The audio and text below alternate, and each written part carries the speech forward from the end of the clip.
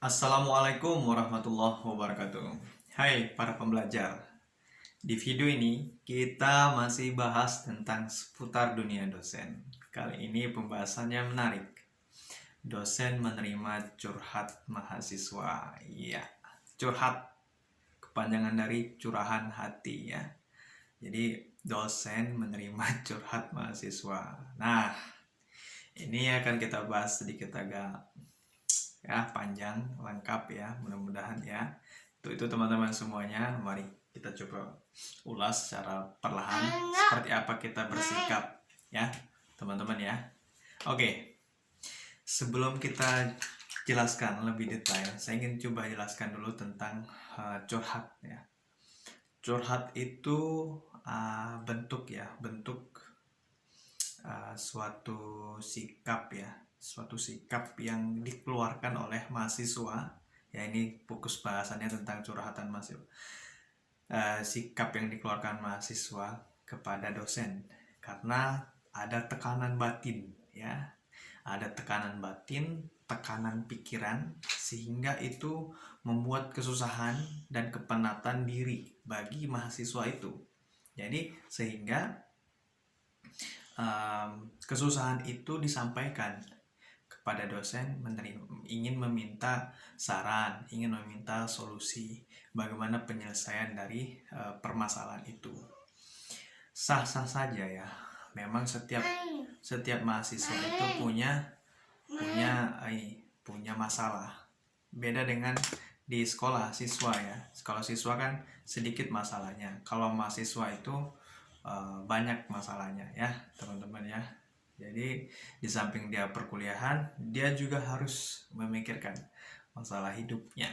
Nah, seperti itu. Kalau ada lagu ya, masa-masa paling indah ya, kisah kasih di sekolah ya, masa-masa di sekolah. Kalau di kampus, nah itu masalah ya. Kalau di sekolah itu ada guru BK yang bisa di tempat kita curhat ya, menyampaikan keluh kesah. Tapi kalau di kampus tuh jarang ada dosen BK. Maksudnya dosen BK yang khusus menangani ya permasalahan mahasiswa, itu jarang ada, jarang. Ada mungkin ada satu dua, namun jarang yang secara seperti di sekolah ada satu guru BK yang menangani itu. Ada mungkin di beberapa kampus yang ada pojok mahasiswa ya, mahasiswa prodi ya, program studi bimbingan konseling. Mereka punya program komunitas untuk menangani ya keluh kesah dari mahasiswa ya. Karena misalkan ya mahasiswa yang pacaran itu kan ya nggak selamanya senang ya. Nggak selamanya senang, kadang juga susah. Jadi kalau udah susah kan putus misalkan, stres. Yang tadi rajin kuliah jadi nggak rajin lagi kuliah. Yang tadi semangat kuliah ke kampus karena ada si doi, karena putus nggak jadi semangat lagi. Hal itu perlu diceritakan seperti itu. Nah, sekarang kita kembali kepada dosennya. Nah, sekarang dosen menerima curhat mahasiswa itu seperti apa? Jadi saya bagi dulu curhat itu ada ujungnya ya. Nilainya ada curhat itu akademik, ada yang non akademik. Nah, di sini dulu saya ingin coba jelaskan dulu. Kalau yang akademik itu nggak masalah. Jadi curhatnya curhat akademik, misalkan mahasiswa kekurangan biaya untuk bayar uang semester, curhat pada dosen, Pak, saya gimana Pak? Mungkin semester depan saya agak telat nih ngisi KRS ya.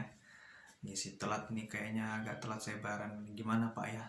Nah, sebenarnya mereka itu butuh didengarkan. Mahasiswa itu hanya butuh didengarkan ya. Terkadang nggak hanya butuh solusi doang, mereka hanya butuh didengarkan aja.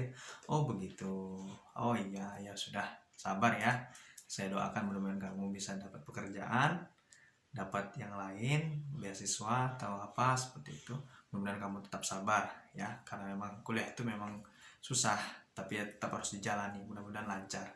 Mereka hanya butuh feedback kita. Terkadang mahasiswa hanya butuh feedback kita ya, tanggapan kita sebagai dosen, apresiasi kita lah kepada mahasiswa itu ya. Namun ada juga yang minta solusi, gimana Pak Dinil, berikan solusi. Itu misalkan bayaran semester, atau juga yang bimbingan yang terbengkalai, bimbingan skripsi yang terbengkalai ya. Gimana Pak Dinil? Saya susah banget Pak baca buku. Gimana ya Pak ya tipsnya supaya bisa baca buku? Pak Dinil gimana ya Pak ya? Supaya saya bisa rajin baca jurnal tuh gimana ya Pak ya? Jadi ada hal yang dicurhatkan berkaitan dengan dunia akademik, itu boleh. Misalkan di kampus ikut organisasi gitu ya, ikut organisasi. Gimana caranya Pak supaya jadi aktivis yang sukses, juga akademiknya, gimana caranya Pak? Boleh, itu curhat yang akademik itu boleh ya, itu boleh, dan itu sah-sah saja ditanggapin. Namun ya nanti ada nih di posisi ketiga, nanti ada di endingnya, di akhir nih ada ya teman-teman ya. Nah teman-teman semuanya, oke ya teman-teman semuanya ya, yang non akademik, curhatan non akademik. Nah sebelum lanjut, jika masih merah, subscribe dulu biar saya semangat, teman-teman juga semangat ya. Ini kita suasana lagi santai ya, lagi ada anak saya lagi santai, jadi kita biasa aja ya, namanya buat vlog dosen juga kan, suka-suka. Oke ya. Curhatan non akademik. Non akademik itu bagaimana? Curhatan tentang misalkan masalah pribadinya ya, masalah pribadinya, misalkan ada hubungan dengan temannya, pacaran, dicurhatkan kepada dosen. Pak, gimana Pak ya pendapat saya tentang ini, seperti itu. Jadi hal ini harus pandai-pandai, mahasiswa harus pandai-pandai untuk menempatkan diri ya teman-teman, harus pandai-pandai menempatkan diri ya teman-teman semuanya. Jadi harus pandai-pandai menempatkan diri ya untuk curhatan yang non akademik itu, karena nanti kaitannya masalah personal itu kan berbeda ya, perlakuannya personal itu. Jika bisa jadi nanti nanti akan timbul ya kesan yang misalkan dosen yang ingin terus menanggapi atau mahasiswa yang ingin terus mengejar, seperti itu. Karena juga pernah saya dengar gitu ya, saya pernah dengar ada kasus ya dari teman saya di kampus lain, dia bilang ini ada mahasiswi, ini dosen ini laki-laki, udah punya keluarga, udah punya istri, punya anak, tapi ada mahasiswi ini yang mengejar, terus mengejar. Nah teman saya itu udah mencoba untuk melerai, mengingatkan si mahasiswa ini, jangan lagi, jangan, itu udah punya keluarga, punya istri, punya anak tuh dosen itu, nggak usah. Tapi mahasiswa tetap ngotot, Nah itu artinya, jadi dari sisi mahasiswinya ya, dari sisi mahasiswanya harus pandai menempatkan diri seperti apa ya, dan juga dari dosennya juga harus pandai menempatkan diri seperti apa. Karena jangan sampai nanti posisinya dosen sudah berkeluarga dengan mahasiswa atau mahasiswi ya, ini terjadi intens komunikasi yang non akademik, bisa jadi nanti hal yang tidak diinginkan bisa terjadi. Maka perlu berhati-hati di posisi ini, baik dari sisi mahasiswanya harus pandai menempatkan diri, maupun dari sisi dosennya harus juga pandai juga untuk mengatur ritme seperti apa menanggapi chat, komunikasi personal dari curhatan dari mahasiswanya, sehingga tetap pada posisinya masing-masing, sehingga tidak terjadi hal yang menimbulkan kecenderungan yang aneh ya, berita yang negatif nanti. Itu untuk menjaga-jaga ya.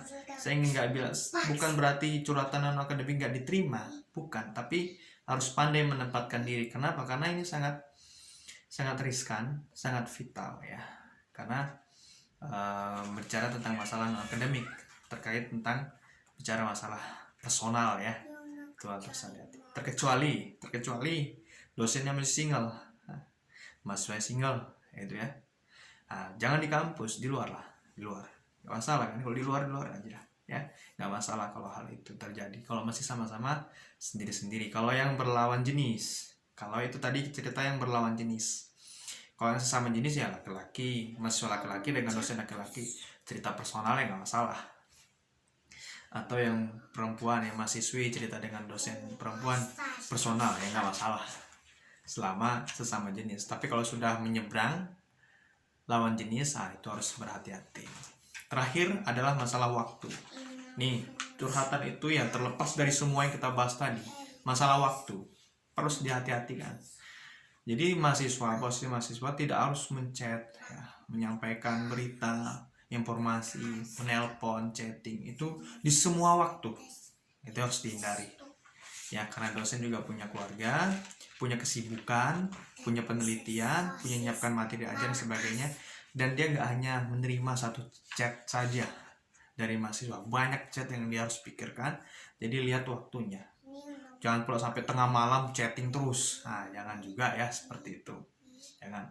Lihat waktu-waktu kosongnya, kira-kira kapan sempatnya. Kalau ketemu di kampus ya sampaikan di kampus, atau via handphone, via online ya sampaikan di waktu-waktu kosong. Tanyakan kesediaan dosennya, ada nggak waktunya. Kalau ada ya boleh cerita seperti itu. Jadi mencari waktu yang tepat sehingga komunikasi curhat itu bisa berjalan dengan baik. Niat yang baik dengan cara yang baik akan menghasilkan sesuatu yang baik. Seperti itu. Baik ya teman-teman semuanya, demikian ya vlog dosen kita pada hari ini, kali ini. Jika ada teman-teman tema ya, silakan diusulkan, silakan tulis di kolom komentar. Jika sempat nanti saya buatkan video vlog dosen Daniel tentang tema yang teman-teman tuliskan. Terima kasih sudah menyaksikan video ini. Sampai bertemu di video vlog dosen Daniel selanjutnya. Banyak maaf. Assalamualaikum warahmatullahi wabarakatuh.